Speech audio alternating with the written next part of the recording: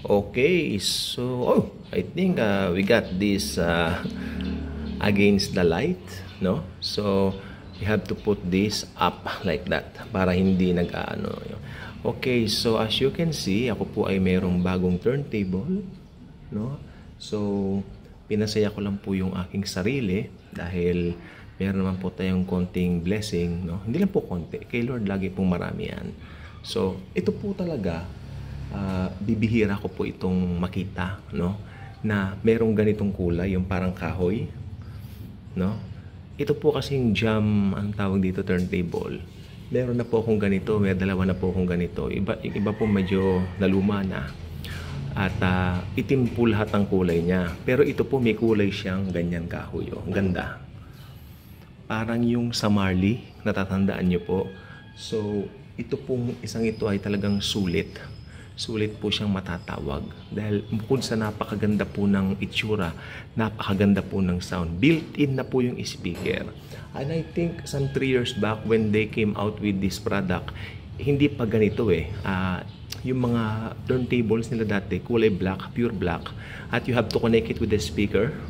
Dahil pag hindi mo maririnig yung sound na ibubuga or ilalabas nitong turntable sila dati. Pero ngayon, may mga built-in na po. So, ang ganda. So, dati po, meron akong ibang nire-recommend sa inyo to buy. Pero right now, I can recommend Jam. Itong Jam. Anong tawag dito? Turntable with built-in speaker and with Bluetooth also. No, ang ganda. So, ito po yung talagang mga, if you are really into music, if you are a music enthusiast, vinyl enthusiast, ito ang para po talaga sa inyo. Para po sa atin. So, magkano po? Ito po ay 2,530 lamang. So, binayaran ko yata almost 2,700 or something nung dumating dito yung shipping. Nung dineliver. Ngayon lang po dineliver, wala pang isang oras. And nakapakinig na po ako ng music dito at ang ganda po talaga. May nagsasabi po na maganda lang daw ang mga turntables pag bago. Well, partly yes. Yes, tama rin naman po. Dahil nagagamit na natin eh. Kaya I suggest, pag bago, i-enjoy po natin. Diba?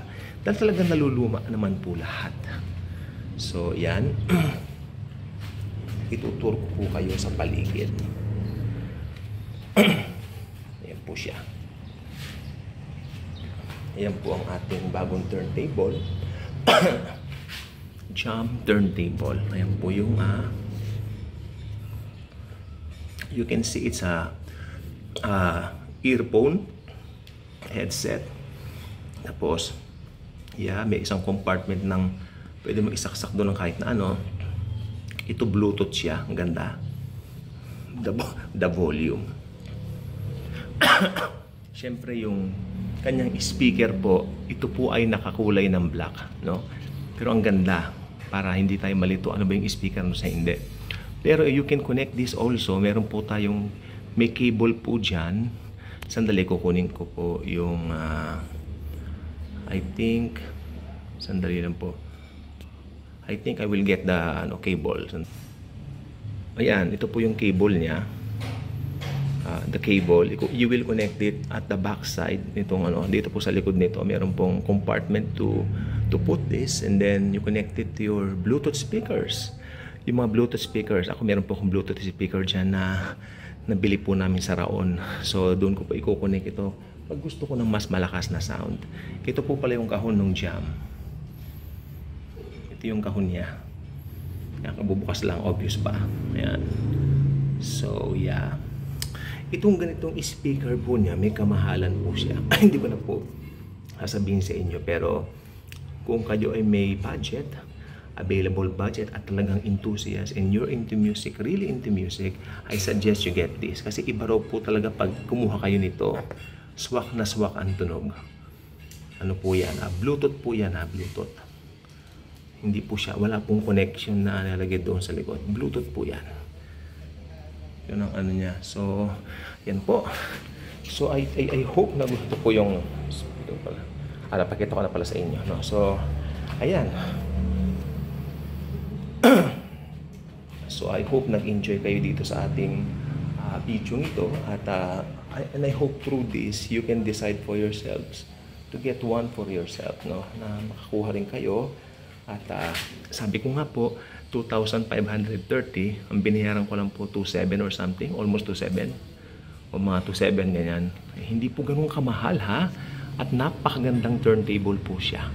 Yan, no? And then, kasi kanina against the light, ano naman yan, tapos naman na tayo sa ating video. Ayan po yung ano niya. Okay? Ito aso. So maraming pong salamat. Kung hindi pa kayo subscriber sa ating channel, I invite you to do so. Paki-click ang notification bell at nang tayo po ay dumami naman po sa ating channel. Alam niyo, nakakalungkot po sometimes nakikita ko yung mga numbers ng mga nag-subscribe tapos may umaalis, gano'n. Nalulungkot po akong gano'n. Minsan nawawalan ako ng ganang gumawa ng mga videos, pero yeah, because dahil gusto ko naman po itong ginagawa ko, I will continue. Although hindi po ako ganun kadalas mag-upload. Pero I will continue for the sake of this. Maraming salamat. Jesus truly loves us all. God bless everyone.